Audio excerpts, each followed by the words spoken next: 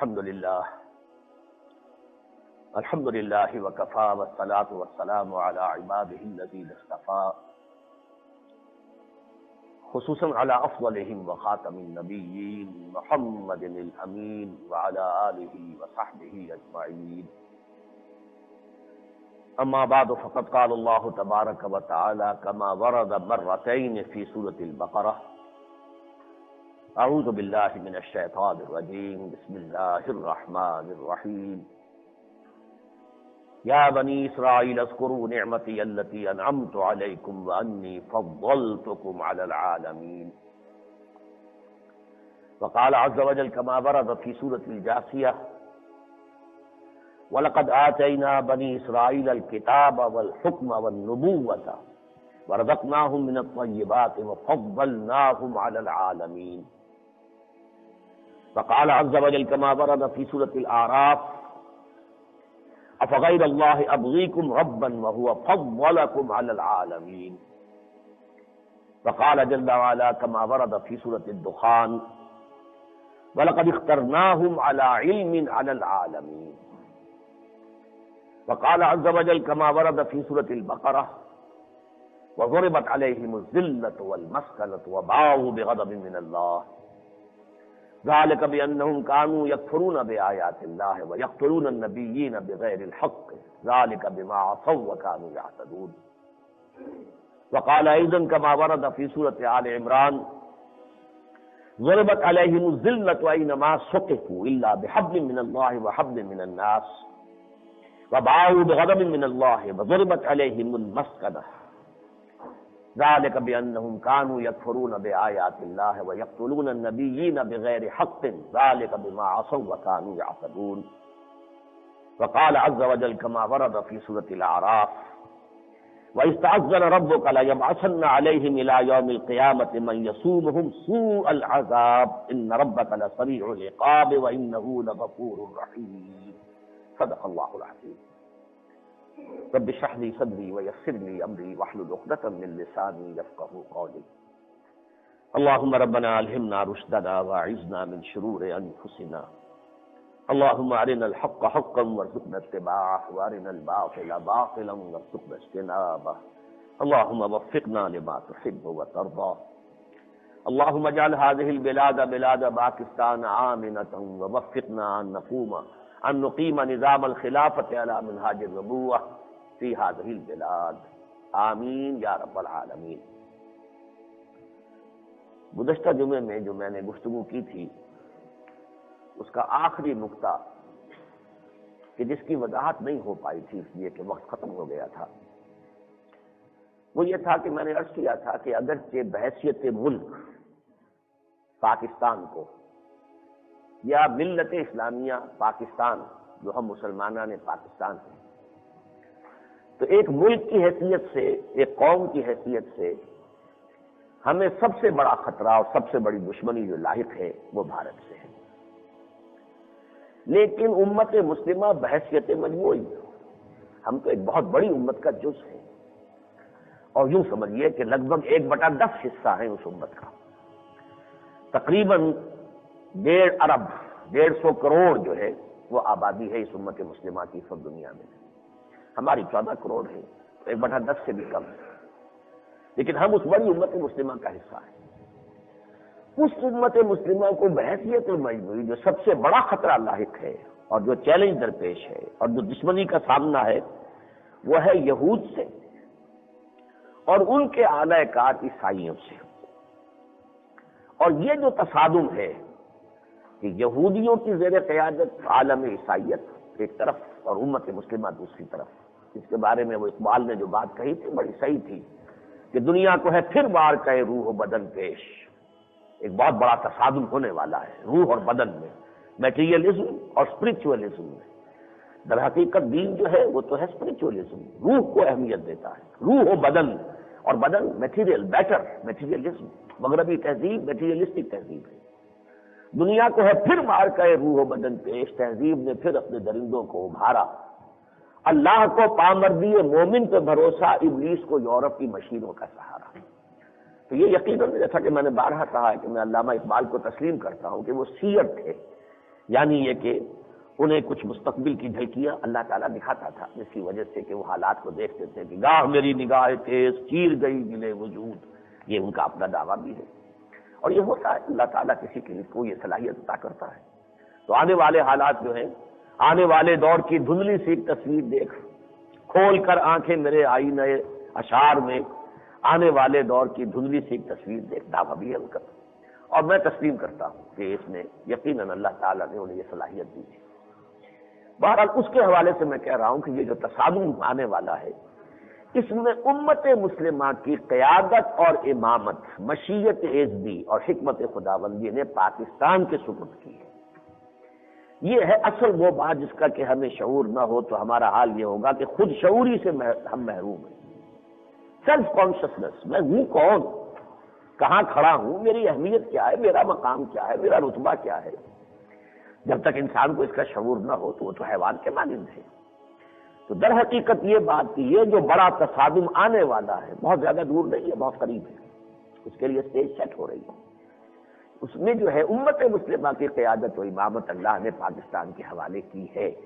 یہ دوسری بات ہے کہ ہم اس کے اہل ثابت نہ ہو پائیں اور ہمارے اوپر بھی کوئی عذاب الہی کا کوڑا آ پڑے، لیکن یہ کہ بہرحال جو بھی تاریخ کا جو شعور اللہ نے مجھے عطا کیا ہے، 400 سال کی تاریخ جو میرے سامنے ہے ایک کھلی کتاب کے مانند، اس وقت جو حالات ہیں اور مستقبل کے بارے میں جو پیشین گوئیاں ہیں احادیث نبویہ میں، بھائی تینوں کے حوالے سے میرا یقین ہے، وثوق کے ساتھ میں کہہ سکتا ہوں کہ اس آنے والے تصادم میں اللہ تعالیٰ نے پاکستان کو ایک اسپیشل رول اسائن کیا ہے۔ آج در حقیقت میں اس مسئلے پر تھوڑا سا تفصیلاً گفتگو کرنا چاہتا ہوں، لیکن سب سے پہلے میں یہ چاہوں گا کہ ہم یہ سمجھنے کی کوشش کریں کہ یہودی ہیں کون، ان کی تاریخ کیا ہے، ان کا پس منظر کیا ہے، ان کی نفسیات کیا ہے، ان کے عزائم کیا ہیں، اور خود ان کے نزدیک ان کا سب سے بڑا مقابلہ کس سے ہے، اور یہ کہ ان کا طریقہ کار کیا ہے، موڈس آپرینڈائی کیا ہے، کس طور سے وہ اپنے مظاہر کو حاصل کرنا چاہتے ہیں۔ یہ ذرا میری گفتگو کا آج کا جو ہے مرکزی موضوع ہے کہ ان معاملات کے اوپر ہمیں شعور حاصل ہونا چاہیے، اسی لیے میں نے یہ آیات آج تلاوت کی ہے۔ دیکھیے، یہود کی جو کلیکٹیو سائیکی ہے، ان کی ایک اجتماعی سوچ ہے، ان کے ہر چھوٹے بڑے کے ذہن میں کچھ خیالات پیوست ہیں، بچپن ہی سے وہ چیزیں ان کے گھٹی میں جیسے کہتے ہیں ڈال دی جاتی ہیں۔ اس کو میں نے تجزیہ کیا ہے کہ 3 باتیں ہیں۔ نمبر 1 یہ، we are the chosen people of the lord, ہم اللہ کی پسندیدہ قوم ہیں، چہیتی قوم ہے، منتخب قوم، chosen people of the lord. پہلی یہ بات ہے جو ہر بچے کی گھٹی میں ڈال دیا۔ دوسری بات یہ کہ اصل مکمل انسان صرف ہم ہیں، باقی جو غیر یہودی ہیں جتنے بھی دنیا میں ہیں یہ سب انسان نما حیوان ہیں کہ نظر تو آتے ہیں انسان، حقیقت میں حیوان ہیں۔ ان کو وہ گوئمز کہتے ہیں یا جنٹائلز کہتے ہیں۔ یہ گوئمز اور جنٹائلز جو ہیں یہ در حقیقت پورے انسان نہیں ہیں، ہیومن بینگز نہیں ہیں، یہ حیوانات ہیں انسان کی شکل میں۔ اور نمبر 3 یہ کہ ان حیوانات کا استحصال کرنا ہمارا استحقاق ہے، جیسے کہ حیوانات کو استعمال کرنا انسان کا حق ہے۔ وہ بیلوں کو جو ہے حل میں جوڑ لے گا، کہیں کولو کے اندر جوت دے گا، اونٹوں کے اوپر جو ہے وہ اپنی باربرداری کا کام کر رہا ہے، سواری کر رہا ہے، گھوڑے پر سواری کر رہا ہے، یہ حیوانات سے ٹانگے میں جوڑ دیا اس کو، یہ انسان استعمال کرتا ہے حیوانات کو۔ ہاں انہیں کچھ نہ کچھ کھانے پینے کو بھی دیتا ہے، ظاہر بات ہے کہ اونٹ پر سواری کرنی ہے تو اسے کچھ چارہ وغیرہ تو دینا ہی ہوگا، گھوڑے کو تانگے میں باندھنا ہے تو اسے کچھ نہ کچھ تو کھلانا پلانا پڑے گا۔ اس درجے میں تو ان کو بھی حق ہے سبسسٹنس لیول پر کہ انسان کی جو بنیادی ضروریات ہیں ان کی حد تک جو ہے انہیں حیوان بنا کر اور ان سے پوری جو ہے محنت لے کر اس محنت کا جو اصل حاصل ہو، اس کی جو ملائی ہو، جو مکھن ہو، وہ ہمارا حق ہے کہ ہم کھینچ لیں۔ To exploit the rest of the humanity is our birthright، یہ ہمارا پیدائشی حق ہے۔ یہ 3 چیزیں ہیں، اچھی طرح سمجھ لیجیے، یہودی قوم کے نفسیات میں، ان کی ذہنیت میں، ان کے انداز فکر میں پیوست ہے۔ اب ذرا میں اس کا تجزیہ کرنا چاہتا ہوں۔ ان میں سے جو جہاں تک پہلی بات کا تعلق ہے اس کی تائید قرآن بھی کرتا ہے، صرف ایک فرق کے ساتھ کہ ایک ہے ایک ہے تھے۔ واقعتاً وہ اللہ کے منتخب لوگ تھے، واقعتاً وہ اللہ کے چہیتے تھے، واقعتاً وہ اللہ کے لاڈلے تھے، کوئی شک نہیں، لیکن تھے اب نہیں۔ بس جو انہیں مغالطہ ہے وہ یہ ہے کہ ہم وہی کو وہی ہیں، مغالطہ صرف یہ ہے۔ اس لیے میں نے آج 5 آیتیں آپ کو سنائی ہیں، اس سے پہلے ہمیشہ میں نے صرف سورہ بقرہ کی 2 آیتوں کا بار بار تذکرہ کیا، اس لیے کہ ہر شخص قرآن کا پڑھنے والا سورہ بقرہ کا تو کچھ نہ کچھ ذہن میں ہوتا ہے نقشہ، کہ اس کا 6واں رکوع بھی شروع ہوتا ہے، 15واں رکوع بھی شروع ہوتا ہے، ایگزیکٹلی ایک ہی آیت 2 دفعہ آئی ہے، یا بنی اسرائیل اذکروا نعمتی التی انعمت علیکم وانی فضلتکم علی العالمین۔ اے بنی اسرائیل، ذرا یاد کرو میرے اس انعام و احسان کو جو میں نے تم پر کیا، میں نے تو تمہیں تمام جہان والوں پر فضیلت دی تھی۔ یہ تورات کی آیت تو نہیں ہے، قرآن کی آیت ہے، اللہ کا کلام ہے، اور 2 مرتبہ انتہائی اہم مضامین قرآن میں وہ ہوتے ہیں جو ایگزیکٹلی انہی الفاظ میں 2 مرتبہ آ جائیں۔ پھر جیسا کہ میں نے آپ کو ایک آیت سنائی سورہ جاثیہ کی، وَلَقَدْ آتَيْنَا بَنِي إِسْرَائِيلَ الْكِتَابَ وَالْحُكْمَ وَالنُّبُوَّةَ، ہم نے بنی اسرائیل کو کتاب عطا فرمائی، شریعت عطا فرمائی، حکومت عطا فرمائی، نبوت عطا فرمائی، وَرَزَقْنَاهُم مِّنَ الطَّيِّبَاتِ، اور ہم نے انہیں بہت ہی پاکیزہ چیزوں کا رزق عطا کیا، وَفَضَّلْنَاهُمْ عَلَى الْعَالَمِينَ، وہی الفاظ پھر آ گئے، اور ہم نے انہیں فضیلت دی تمام جان والوں پر۔ پھر میں نے 3 یا 4 کہیے 2 شمار کیجیے نا سورہ بقرہ کی، تو 4 آیت کیا ہے؟ حضرت موسیٰ علیہ السلام جب لے کر نکلے ہیں بنی اسرائیل کو، تو کچھ لوگوں نے ان میں سے دیکھا کہ قوم جو ہے ان کے کچھ بت ہیں، ان پر وہ بیٹھتے ہیں، دھیان کرتے ہیں، مراقبہ کرتے ہیں، ان کا ہمارے لیے بھی کوئی بنا دیں۔ تو جو جواب دیا تھا حضرت موسیٰ نے، اس سورہ اعراف میں نقل ہوا ہے، افغیر اللہ ابغیکم ربا وہو فضلکم علی العالمین، پھر وہی الفاظ، کیا میں تمہارے لیے اللہ کے سوا کوئی اور معبود تلاش لوں جبکہ اس نے تو تمہیں فضیلت دی ہے تمام جہان والوں پر۔ اور آخری آیت سورہ دخان کی ہے، بڑا پیارا انداز ہے، وَلَقَدْ اخْتَرْنَاهُمْ عَلَىٰ عِلْمٍ عَلَى الْعَالَمِينَ۔ اب اس کے ترجمے 2 ہو سکتے ہیں، ہم نے انہیں چن لیا تھا، پسند کر لیا تھا، وہ جو chosen people of the lord, قرآن اس کی تصدیق کر رہا ہے۔ اخترنا اختیار کہتے ہیں کسی شے کو پسند کر لینا، اختیار، خیارہ، ما كان لمؤمن ولا مؤمنة اذا قضى الله ورسوله امرا ان يكون لهم الخيرة في امرهم۔ اختیار، ہم نے اختیار کیا، انہیں چوز کیا، پسند کیا، علی علم۔ اب اس کے علی کے معنی 2 ہو سکتے ہیں، یعنی ہمارا یہ چوائس جو تھا یہ ایسے ہی کچھ جہالت کی وجہ سے، لا علمی کی وجہ سے معاذ اللہ نہیں تھا، جان بوجھ کر کیا ہم نے، علم کے پر مبنی ہے ہمارا یہ چوائس۔ اور یہ بھی ہو سکتا ہے علی مخالفت کے لیے آتا ہے عام طور پر، کہ ان کی کوتاہیوں کمزوریوں سے واقفیت کے باوجود ہمیں یہ بھی معلوم تھا کہ ان میں کیا کوتاہیاں ہیں، کیا تقصیرات ہیں، اس کے باوجود ہم نے چوز کیا۔ ظاہر بات ہے انسانوں میں کون سی قوم کامل مکمل جو ہے وہ کون سی ہوگی، لیکن میری گفتگو کے حوالے سے یہ اعلیٰ علم کے یہ 2 مفہوم جو اس وقت ضمنی مضمون ہے۔ اصل کیا ہے؟ العالمین، ہم نے انہیں چوز کیا تھا، پسند کیا تھا، منتخب کیا تھا تمام جہان کی قوموں کے اوپر۔ تو گویا کہ جو پہلی بات میں نے عرض کی ہے وہ اس حد تک تو 100% درست ہے، قرآن 5 مقامات پر اس کی تصویب کر رہا ہے، توصیف کر رہا ہے کہ یقیناً یہ قوم اللہ کی منتخب، پسندیدہ، چنی ہوئی محبوب قوم، لیکن فرق ہے اور تھی کا۔ وہ ہے اور تھی کا فرق کیا ہے؟ دیکھیے اصل میں یہ ہے کون، سب سے پہلے تو مجھے اس پر بات کرنی چاہیے تھی نا۔ یہ حضرت ابراہیم علیہ السلام کے بیٹے حضرت اسحاق، ان کے بیٹے حضرت یعقوب، اور ان کے 12 بیٹے ہیں۔ حضرت یعقوب کا لقب تھا اسرائیل، ان کے 12 بیٹوں کو کہتے ہیں بنو اسرائیل، اسرائیل کے بیٹے۔ ان سے 12 قبیلے دنیا میں وجود میں آئے، یہ 12 قبیلے بنی اسرائیل، بنو اسرائیل کہلاتے ہیں، نسل ابراہیمی ہے، اس میں کوئی شک نہیں۔ تو گویا کہ ان کے پوتے حضرت یعقوب کی نسل ہے یہ 12، اس لیے کہ ویسے تو حضرت اسحاق کا ایک بیٹا اور بھی تھا عیسو، جس کے بارے میں کچھ پتہ نہیں ان کی اولاد کہاں گئی۔ اسی طرح یعقوب علیہ السلام، ان کے بھی جو 12 قبیلے تھے، اس میں سے بعض کے بارے میں کہا جاتا ہے کہ جب مصر سے نکلے ہیں تو اس وقت تک تو 12 کے 12 انٹیکٹ تھے، لیکن اس کے بعد کچھ گم ہو گئے، last tribes of the house of Israel, وہ کہاں چلے گئے یہ پتہ نہیں۔ پھر یہ کہ حضور حضرت ابراہیم کی تیسری بیوی بھی تھی حضرت قطورہ، بنی قطورہ، 5-6 بیٹے تھے، جن میں سے صرف ایک کا ذکر آتا ہے قرآن میں، مدین یا مدیان، جن میں کہ حضرت شعیب کی بعثت ہوئی ہے، باقی کا کوئی ذکر نہیں۔ تو اس کا میں ذکر بعد میں بھی کروں گا، یہ تاریخی اعتبار سے، اس لیے کہ اللہ تعالیٰ نے وعدہ کیا تھا ابراہیم سے، انی جاعلک للناس اماما، یہ سورہ بقرہ میں آپ کو ملے گا 15ویں رکوع میں، وَإِذِ ابْتَلَىٰ إِبْرَاهِيمَ رَبُّهُ بِكَلِمَاتٍ فَأَتَمَّهُنَّ قَالَ إِنِّي جَاعِلُكَ لِلنَّاسِ إِمَامًا۔ یاد کرو جبکہ اللہ نے ابراہیم کا امتحان لیا، بہت بڑی بڑی باتوں میں امتحان لیا، اور انہوں نے سب کو پورا کر دیا، سب میں پاس ہو گئے، کامیاب ہوئے۔ تو ہم نے کہا انی جاعلک للناس اماما، میں تمہیں تمام نوع انسانی کا امام بنانے ہوتا ہوں۔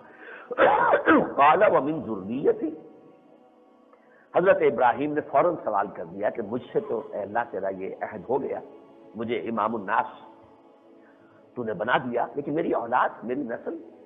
قال لا ینال عہد الظالمین، فرمایا دیکھو، یعنی گویا کہ ایک درجے میں تو تمہاری بات صحیح ہے کہ تمہاری اولاد سے بھی میرا یہ واقعہ ہے، لیکن تمہاری نسل میں جو ظالم ہوں گے ان کے ساتھ میرا یہ عہد نہیں ہوگا، جو غلط روی اختیار کر لیں گے، جو غلط راستوں پر چلیں گے، جو توحید کی شاہراہ کو چھوڑ کر شرک کی پگڈنڈیوں پر جو ہے وہ چل پڑیں گے، جو دنیا پرستی میں عیاشیوں میں مبتلا ہو جائیں گے، تو ان سے میرا یہ وعدہ نہیں ہے۔ تو گویا کہ امامت الناس جو ہے وہ بنی ابراہیم کو دی ہے اللہ نے، صرف اس فرق کے ساتھ کہ ان میں سے جو لوگ ابراہیم کے طریقے پر چلیں گے، اسی توحید پر کاربند رہیں گے، اسی دین کو اختیار کریں گے، اس کی ذمہ داریوں کو ادا کریں گے، ان کو امام الناس کا درجہ دیا جائے گا۔ اس حوالے سے یہ جو امت بنی اسرائیل کی بنی ہے، 2000 برس تک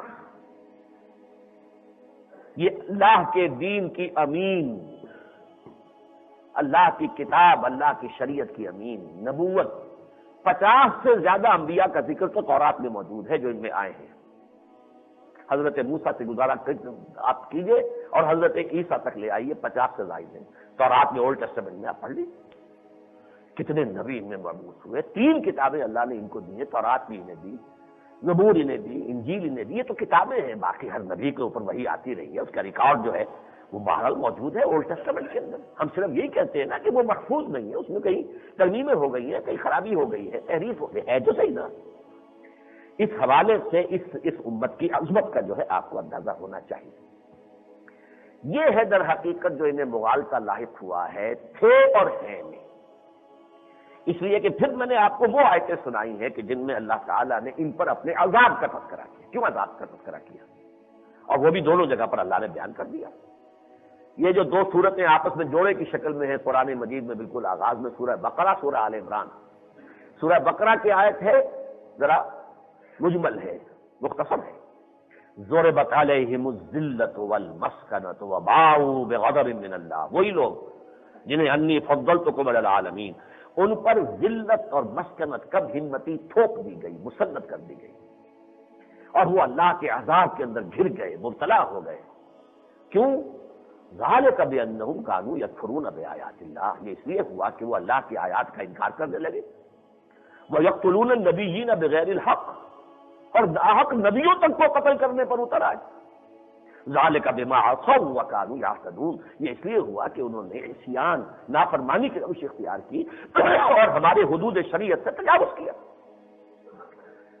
یہی آیت اس سے زیادہ مفصل ہو کر آ رہی ہے سورہ آل عمران میں، وہ بھی میں آپ کو سنا چکا ہوں۔